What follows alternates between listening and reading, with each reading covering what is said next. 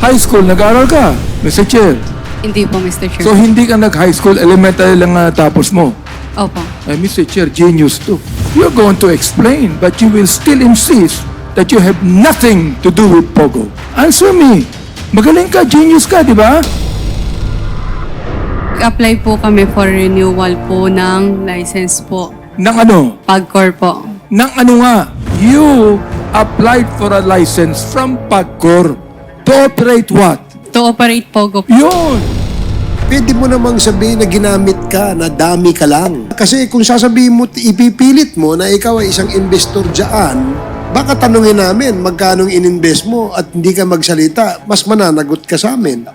Pero ikaw ay inutusan ng Lucky South, magbayad ka sa PAGCOR ng back charges sapagkat ikaw mismo ang nag-apply sa PAGCOR ng POGO. Yes or no? Magsabi ka na kasi ng totoo sa amin. Natatakot ka ba sa mga tao na kapaligot sa'yo? Yun lang naman hinihingi namin sa'yo kasi mga pangalan Wala po akong may bibigay na pangalan, Mr. Chair.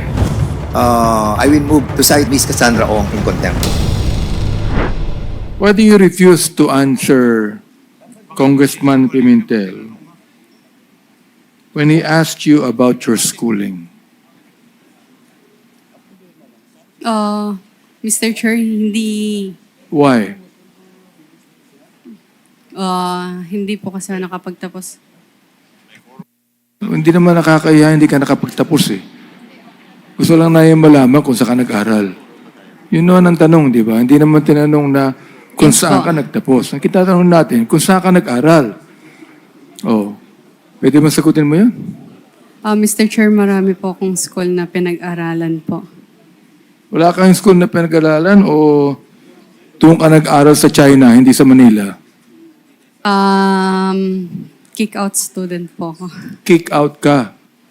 Magaling. I mean, ngayon lang ako nakakita ng hindi nag-aral at kick out na magaling sumagot sa hearing na ito. Ang mga kausap mo, mga congressman, pero ang galing mong sumagot, ang galing mo kami paikutin dito. Ngayon lang ako nakakita, Mr. Chair, ng isang babaeng 24 years old na walang pinag-aralan, drop out, na nakakasagot ng kanyang klaseng sagot sa hearing na ito. Pakisagot mo nga, Miss Cassy Ong.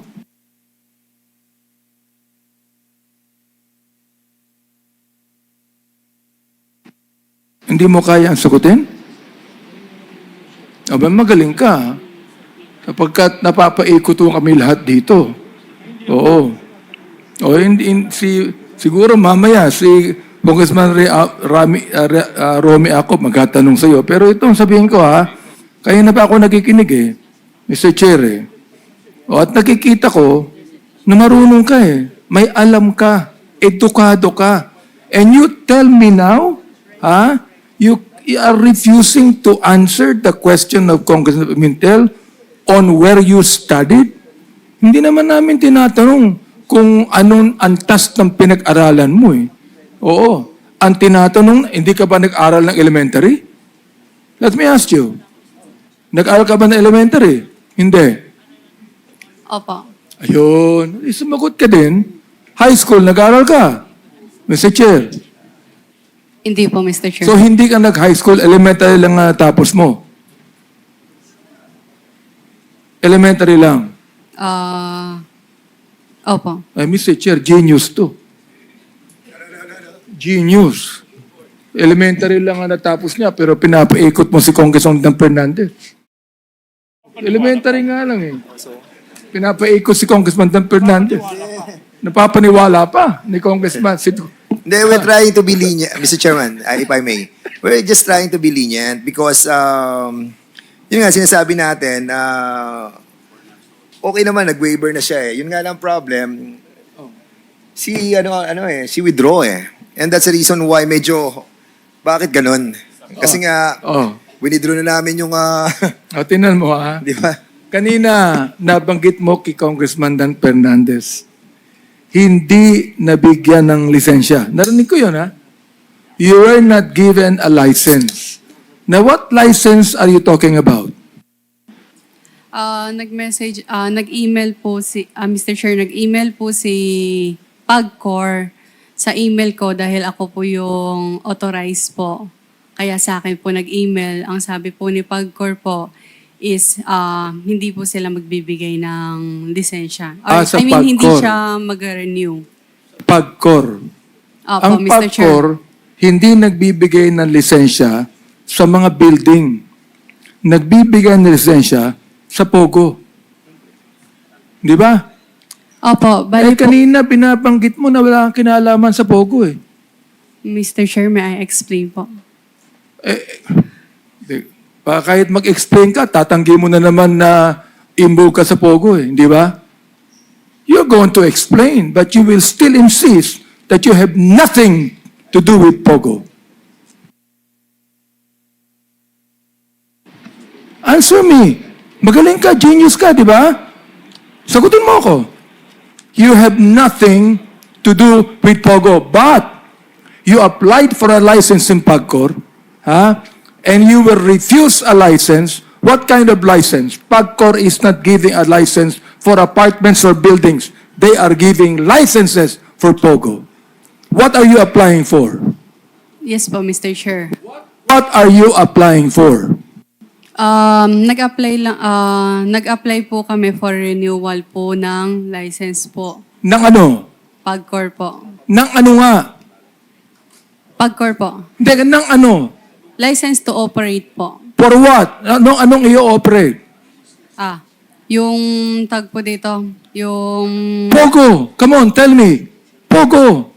Operation ng POGO. Tell us here. Because look, we are preventing that Congressman Corrupt will again make a motion for contempt and consign you to Mandaluyong Correctional Institution. Now you answer me now, what kind of license did you trying to get from PAGCOR? Mr. Chair, license to operate po ng PAGCOR. Ano? Anong Ng to business operate po. ng PAGCOR? Hindi pwedeng to operate ng PAGCOR. You applied for a license from PAGCOR to operate what? To operate POGO po. Yun. Ibig sabihin, involved ka sa POGO. Hindi ka pwedeng mag-apply ng license sa PAGCOR na hindi mo alam na POGO yan. Oh my goodness. Oh, nagpunta ka sa PAGCOR. Sinama mo pa si Atty. Roque. Si Atty. Roque naman, sapagkat alam mo may influence sa PAGCOR yan, nagpasama ka sa kanya at nagbayad ka pa ng dollar sa PAGCOR. According to Chairman Altenco. Am I right? Back charges. Nagbayad ka. Am I right? Yes po, Mr. Chair. Oh, For ano yung binayaran mo?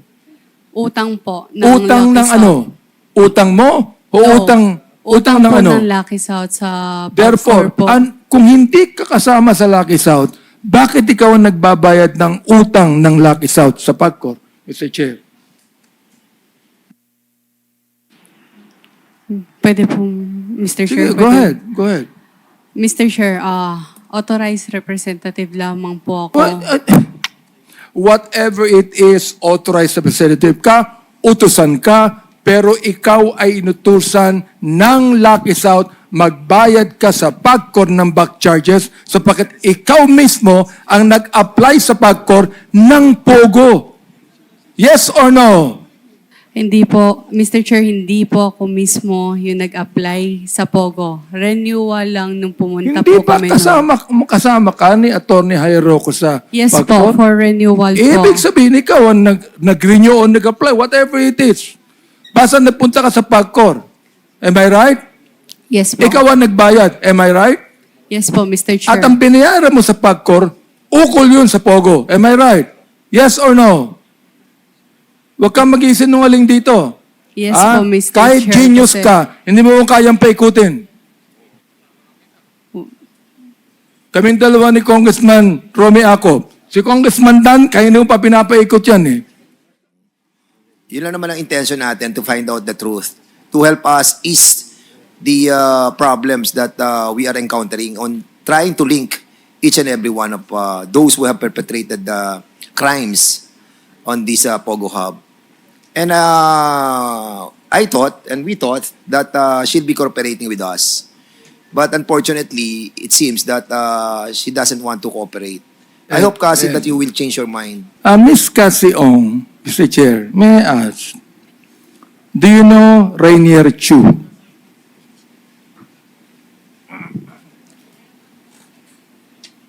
Do you know Rainier Chu?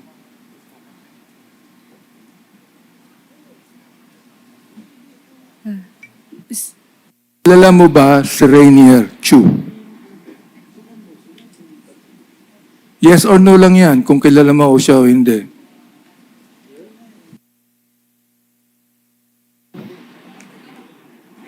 Do you refuse to answer if you know? Tatanungin natin, Kilala mo ba si Rainier Chu?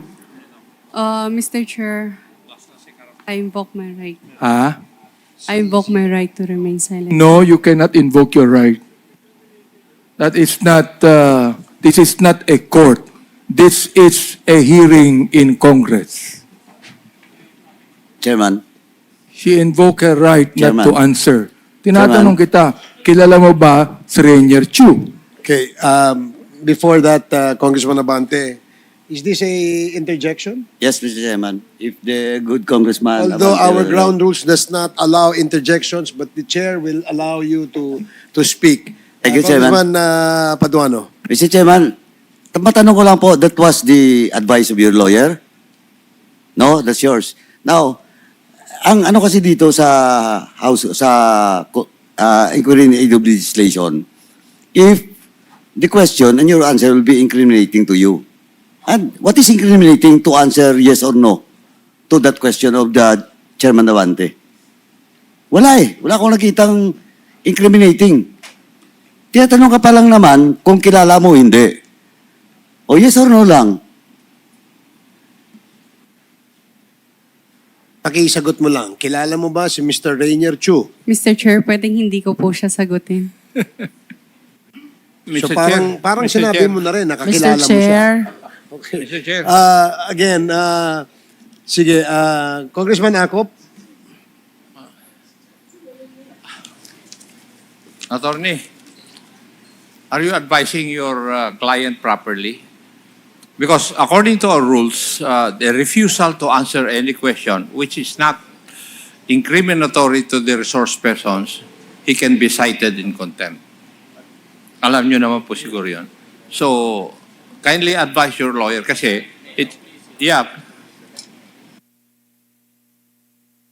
May I, Mr. Chair, repeat the question? I just would like Ms. Cassy Ong please to answer me right now and to answer the committee, yes or no. Kilala ba Chair. niya si Rainier Chu? Sapagkat if she will not answer and invoke her right to silence, ibig sabihin, Mr. Chair, kilala niya si Rainier Chu. And I know, Mr. Chair, that she refuses to answer if she knows because there are some sensitive things that she knows about POGO.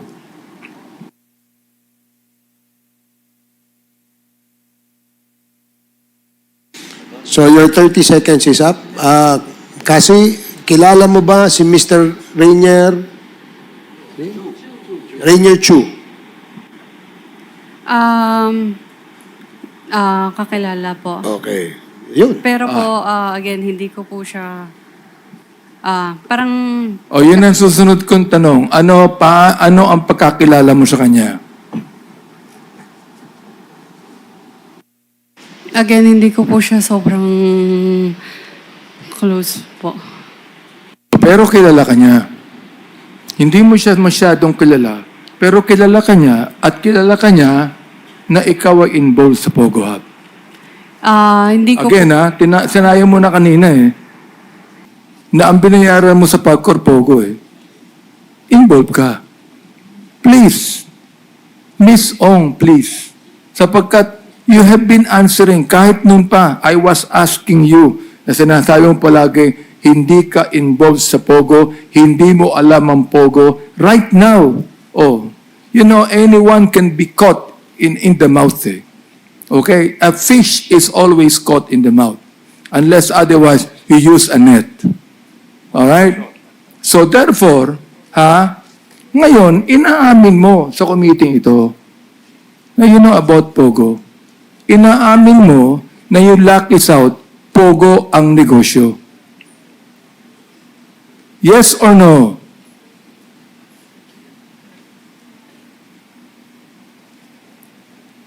Pwede pa kayo ulit yung question. Mr. Chair, ang lakas na ho ng boses ko eh. Para hindi nyo marinig yung sinabi ko eh. Mahina din ba tenga mo?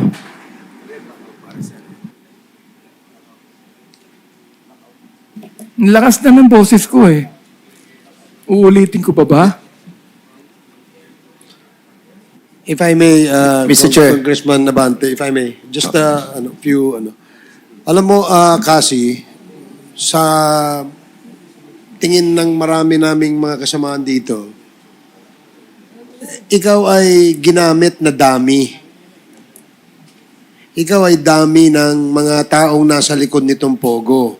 Ang sunod na tanong, ikaw ba alam mo na illegal yung mga ginagawa o hindi? Kaya nga binibigyan ka namin ng pagkakataon. Dahil pwede mo namang sabihin na ginamit ka, na dami ka lang. Hindi ba? Kasi kung sasabihin mo, ipipilit mo na ikaw ay isang investor dyan, baka tanungin namin magkano ininvest mo at hindi ka magsalita, mas mananagot ka sa amin. Pangalawa, saan galing yung pera mo? Diba, sinabi mo kanina, nabanggit mo sa mother mo. Na yung mother mo, I'm sorry to hear that, she passed away already. Pero tatanungin namin, saan galing? Yung mother mo ba may negosyo? Meron bang binabayad na buwis? Magkano bang naipon ng mother mo? Gusto mo bang umabot tayo sa ganun? Kaya alam mo, yung mga tanong na tinatanong ng mga kasamahan namin dito, kasi kami alam na namin na ikaw ay ginamit lang eh. Ikaw ay dami ka lang dito. At mayroong mga tao nasa likod nito na hindi mo mabanggit for some reason. No, for some reason, hindi mo mabanggit kasi maaaring malapit sa'yo, o hindi kaya ay kamag-anak mo, o hindi kaya ay boyfriend mo, o hindi kaya ay siya yung pilit mong tinatago sa amin. Di ba? Anong masasabi mo, Cassy? Sa lahat po ng question na po, hindi po ako dami. So, investor ka. Yes po. So, sige. Mr. Chair. Investor po ng ano? Mr. Chair, again po, Whirlwind po. Mr. Chair, Cassy, how much did you earn in totality being the incorporator of Whirlwind Corporation? can I not disclose that po? Simple question. You've been a incorporator of Whirlwind Corporation. Kung ikaw ay incorporator, syempre, at least alam mo kung magkano. Sabihin na lang natin, nung nag-start ka lang sa Whirlwind Corporation, nung 2019 yung sa 2022. So magkano yung kinita mo na doon? Nagbabayad ka ba ng income tax? Do you have an income tax return? Ipatanong ko po sa tao ko.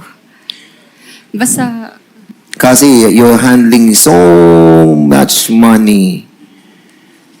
Tapos, a simple income tax return, hindi mo masagot. So, be cooperative. Magsabi ka na kasi ng totoo sa amin. Kasi yun lang kami makakatulong sa'yo. Natatakot ka ba sa mga tao na kapaligid sa'yo? Hindi ka natatakot? Hindi ka natatakot makulong? harapin ka ng boss. Ha? Mr. Chair. Ano na? If ever po there's a case against... Haharapin mo na lang yung kaso.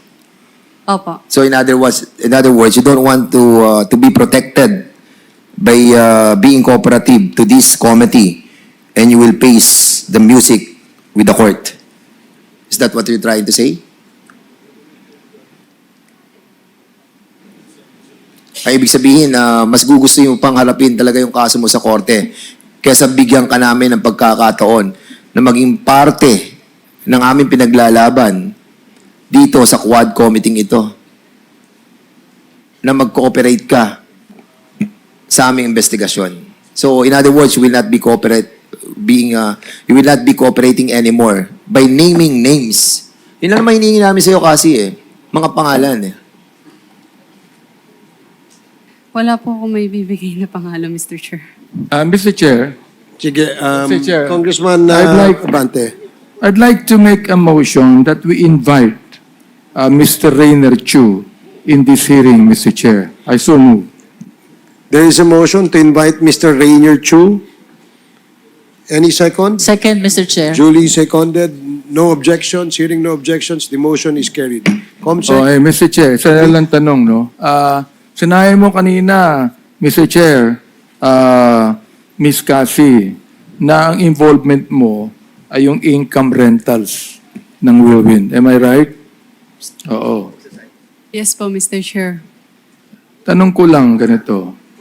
Yung income rentals per square meter, di ba?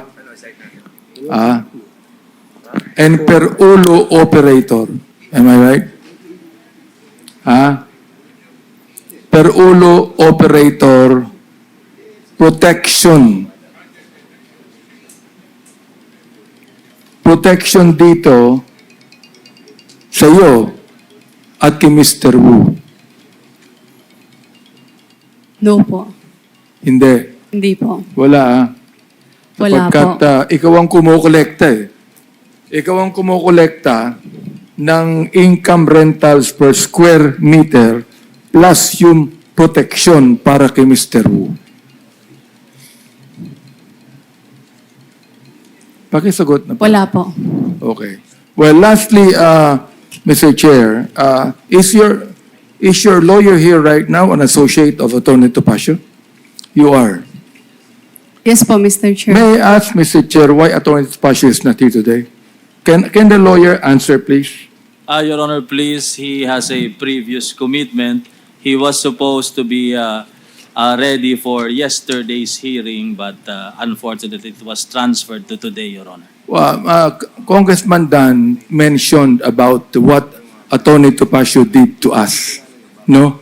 Would like to ask from you if Atty. Topacio owned this, I do not know if this is Facebook or whatever it is called Yes, Yes, Yo. Does Atty. Topacio own this? I understand, Your Honor, that he has a radio program, but I don't know if that is the one, Your Honor. Oh yes, it says right here, yes, yes, yo, have a great weekend. And this is what Atty. Topacio is saying. You know, he is trying to appear like he is a young brat when he is actually a very good lawyer. And he is a friend even of this committee. I do not know why he has been saying things against us and bad things about us. Anyway, alam mo may kasabihan tayo, attorney, Mr. Chair. Meron akong nabasang kasabihan. You know, never approach a bull in front and never approach a horse behind and never approach an idiot in any direction. Oh, bahala ka na, attorney, kung anong gusto mong isipin tungkol doon. No? And the thing is, we're not going to, in a way, attack him for this. Gusto ko lang sabihin sa kanya that we have a copy of all of this. I'm not actually offended. No? Nakakaano lang na the kind of very good lawyer he is. That he would appear like a young brat that does nothing but go against us who are seriously investigating this matter for the Filipino people para malaman po ng publiko ang katotohanan. Hindi po para sa amin. Mr. Chair, maraming salamat po. Yun lang gusto kong sabihin. Thank you, Congressman Abante. Mr. Chair, Yes, Congresswoman Luis. I just wish to add to the manifestation of the Honorable Abante that the reposting done by Yes, Yes, Yo, which we believe belongs to Atty. Topacio, constitute an act of contempt because that constitutes disrespect to the members of this committee. I hope that this is a reasonable warning for him. We are all members of the bar. We are not taught like this. We are not trained like this. We are bound to protect our legal profession. And this is not the way we should discharge our responsibility as members of the Philippine Bar. Kindly relay to Attorney Topacio. I will, Your Honor. Thank you, Congresswoman Luistro. Mr. Next, Chair. Yes, Congressman Keith Flores. Earlier when I was questioning Ms. Ong, Mr. Chair, I asked her about the ITRs of Whirlwind. So now I would just like to make it into a motion, Mr. Chair, to compel Whirlwind Corporation through Ms. Cassandra Ong to submit the income tax returns of Whirlwind Corporation from the years 2019 to 2023, Mr. Chair, and also for the settlement of the estate of the mother of Ms. Cassandra Ong, Mr. Chair. Okay, there is a motion to... Yes, sige, attorney. May I please be recognized, Mr. Chair? Your Okay, Honor? you're ready. Your Honor, please, one problem that Ms. Ong has been complaining is that her cell phone, Your Honor, contains so many of the documents, personal documents, official documents, and she has no other way to access this information. It is in her cell phone, in her iPad, Your Honor, please. It is in these devices are in the custody of the NBI. We have twice requested, Your Honor, from the office of Director Jaime Santiago. I am not sure if the answer of one of the NBI officers is official, that they will abide by the order of the Senate or of the Congress, of this Honorable House, if there is an order to return the said gadgets, Your Honor, please.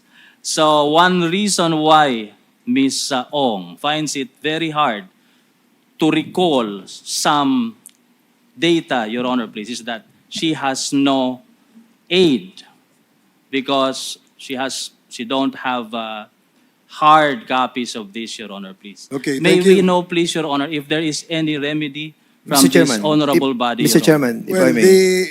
the Quad Committee will make representations to DOJ and NBI and perhaps ask whether we can have the gadgets of Miss Cassandra Ong be turned over to her. Of course, we will abide by what the DOJ would advise us. So, but be assured that the Quad Committee will make representations to DOJ and NBI. May I... Mr. Chair. Sorry, Your Honor. Yes, Congressman Fernandez. Kasi, ano yun, iPhone? Meron kang iCloud? Meron kang cloud? Di ba? Opo, iPhone po, pero wala siyang... hindi ko po Hindi kasi... ka naka-cloud? Hindi siya naka-shared po eh. So All once the na... documents that you put on your cell phone, hindi siya automatic sharing sa cloud? Are you sure? Yes po. I can prove it naman pag nandyan po yung ano.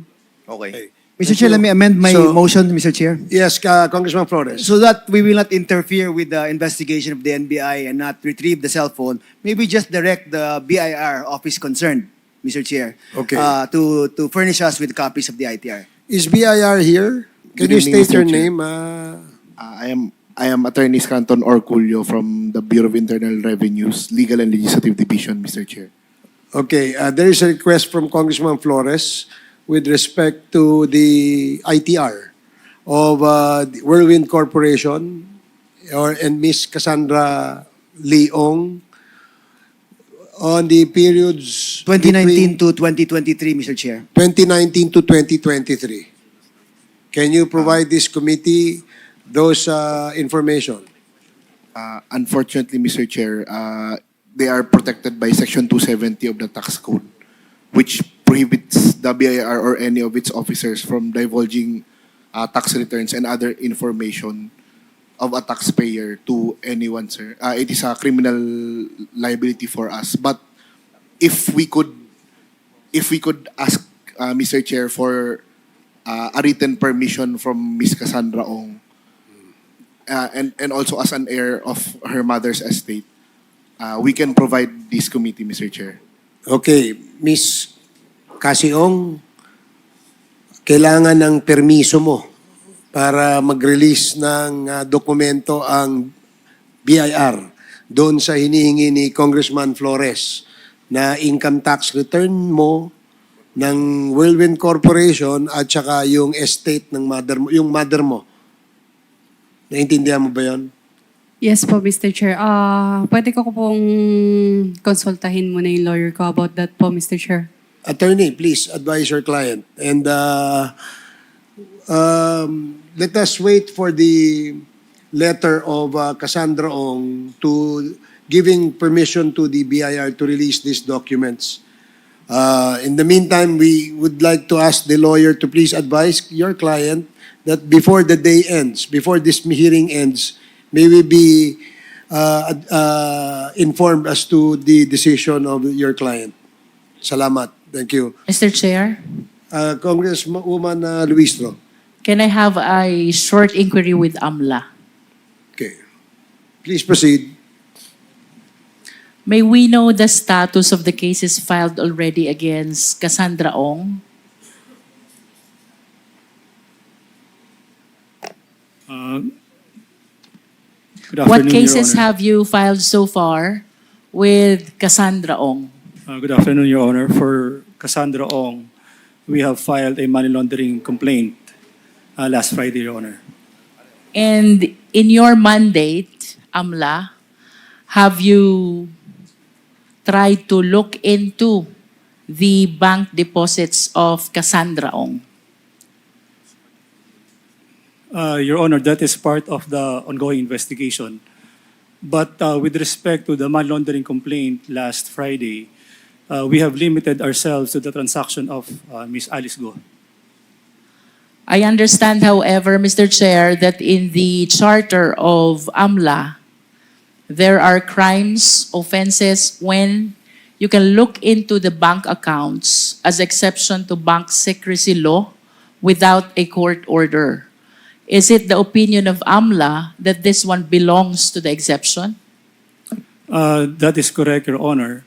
The predicate offenses relied upon in filing the money laundering complaint is qualified trafficking in person, SRC violation, and estafa, Your Honor. In other words, Mr. Chair, the AMLA confirms that because of human trafficking, SEC regulation violation, and estafa, there is no need for AMLA to secure a court order for them to look into the information of all the bank deposits of Cassandra Ong. Does the AMLA confirm? May I be clarified, Your Honor? Yes, With the please. existence of those predicate offenses, we are allowed to go to the Court of Appeals to apply for a bank inquiry. And it is the Court of Appeals with these predicate offenses which should authorize us to look into the bank accounts, Your Honor. Can we be enlightened? How soon do you secure the order from the Court of Appeals for you to be able to get into this information? For the Porac case, Your Honor, the investigation is still ongoing and we are seeing that we would be able to file in the next coming weeks, Your Honor. Mr. Chair, I am referring to the order to be issued by the Court of Appeals. I think that will be directed to the banking institutions to allow the AMLA to look into the bank deposits or transactions of Ms. Cassandra Ong. Gaano po ba katagal bago kumuha ng order na ito? Does it take weeks, months? Please enlighten us. Your Honor, under the Anti-Money Laundering Act, once an application for bank inquiry is filed or a petition for freeze, the Court of Appeals is given 24 hours to issue an order whether to grant or to deny the petition, Your Honor. And may we confirm whether the AMLA has filed already? Your Honor, for the Porac POGO case, we are still gathering information. The investigation is still being conducted, Your Honor. Under the AMLA, Your Honor, we have to prove certain elements, the existence of the predicate offense, the proceeds, the transaction, among others, Your Honor. So that is where the investigation is leading to, Your Honor. And in your humble opinion, Mr. Chair, do you honestly believe that your application will merit the positive action of the Court of Appeals for you to be able to look into this bank information? With the evidence thus gathered, Your Honor, the AMLAC is confident that once filed in court, it will be granted by the Court of Appeals, Your Honor. Mr. Chair, if I may proceed, in addition to the documents which were requested already by the Honorable Keith Flores, let this representation add the following documents which were mentioned. Where is she? By Cassandra Ong. Because earlier she said, Chairman, suspension, Mr. since Chair. wala pa si Cassandra, can I ask the AMLA, Okay. Chairman? Yung case na final nyo doon kay Cassandra Ong, malinaw. Yung ba case filed against Cassandra Ong or Alice Go? It is against Alice Go together with Cassandra Ong, Your Honor. And it covers Bamban, Tarlac. It's about the Bamban case. How Your about the Porac, in which Cassandra Ong is involved? That is the case that is still being investigated by our office. Timeline tayo, please. Next week, 2 weeks? At most 2 weeks, Your Honor, at most. 2 weeks from now. Then, the next is Court of Appeals na. Hopefully within the next 2 weeks, Your Honor, we'll be filing a bank inquiry petition before the Court of Appeals, Your Honor. So, ito for the record, ulit, Bamban pa lang po, sinama nyo na si Cassandra Ong. Yes, Your Honor. It's a joint investigation by the AMLAC, by the NBI, and PAOK, Your Honor. Sa Porac, Pampanga, sinong mga subject dun? For the Porac, Your Honor, with your kind indulgence, we cannot disclose the persons Okay, being since investigated, Your Honor. just this morning you asked for an executive session to appraise us. So, Mr. Chairman, we'll just schedule an executive session with the AMLAC. Ang request lang po namin, bilisan po natin. Kasi, nakafocus pa kami sa budget. Ang QUADCOM, this is now our fourth hearing. Hopefully, sana, in the 5th or 6th hearing, medyo na-file na natin, tapos may reply na from the Court of Appeals. Will do po, Your Honor. Thank you, Mr. Chairman. Thank you. Chair. Yes, please I just proceed. wish to clarify from AMLA because my understanding is Cassandra Ong is implicated in Porac, Pampanga. How come she was included in the case in Bamban, Tarlac? That is based on the investigation conducted by the NBI and PAOK, Your Honor, that she's part of this conspiracy in the commission of the crime in Bamban case, Your Honor. In other words, does AMLA confirm na wala pang kasong nakafile pertaining to Whirlwind and Lucky South? Insofar as the man laundering aspect, Your Honor, is concerned, none so far, Your Honor. Mr. Chair, can we pursue the waiver that was previously committed by Cassandra Ong to execute for herself and in behalf of the corporation? Because there is misrepresentation when she said that cases have been filed against her already, when the truth of the matter is her implication is with respect to Bamban, Tarlac, and not with respect to Porac, Pampanga. I respectfully move, Mr. Chair, that we pursue the prior commitment of Cassandra Ong to execute a waiver, at least if not for herself, in her representation for Lucky South and Whirlwind Corporation, Mr. Chair. We will ask her directly, Your Honor, as soon as she comes back. and ask for her commitment again, whether she's willing to sign that waiver in order for us to be able to examine.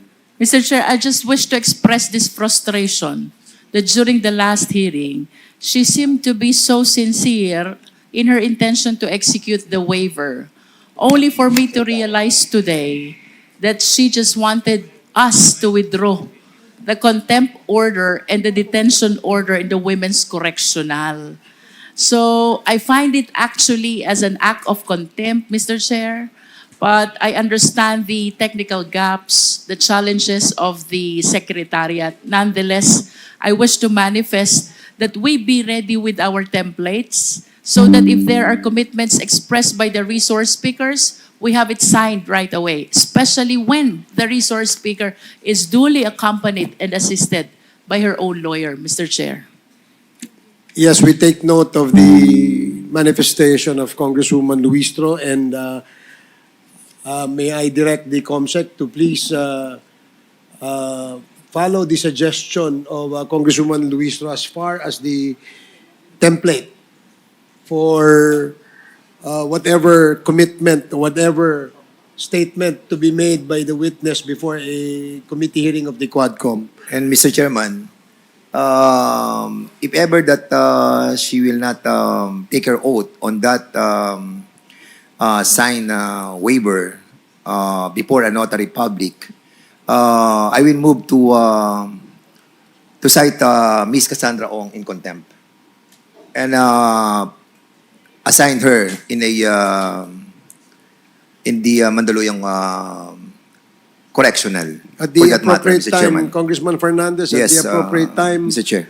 we will decide on that after we exhaust all possible way to get information from Ms. Cassandra Li Ong. And if she does not cooperate and we feel that she has committed a contemptible act, then the committee will, if they so desire, will cite her for contempt. So, but before that, we continue with our interpellation, and the next to interpellate is Congressman Zia, and then Congressman Akop, and then Congressman Paduano, and then Congresswoman Swansing. Congressman Zia, you're recognized. Thank you, Mr. Chair. Assalamualaikum. Mr. Chair, I'd like to direct my question to Ms. Cassandra Ong. Is she available? Ana, nasa CR. 1 minute Why suspension. is the toilet break so long, Mr. Chair? This will agitate the Honorable Adjong. Is Cassandra Ong here? Is she back? Mr. Chair, while we are waiting for Cassandra Ong, I wish to ask Ms. Baterna. Ms. Baterna, nakikinig ka naman kay Cassy Ong, di ba? Si Cassy Ong ba nagsasabi ng totoo? Oo o hindi? Answer the question, please. Hindi ko po alam, Madam Chair. Are you listening to her? Yes po, Madam Chair. O, ang sabi niya, wala daw siyang kinalaman sa POGO, sa Lucky South. Is she telling the truth? Hindi ko po alam, Madam Chair. Of course, she's lying because that is contrary to your prior testimony.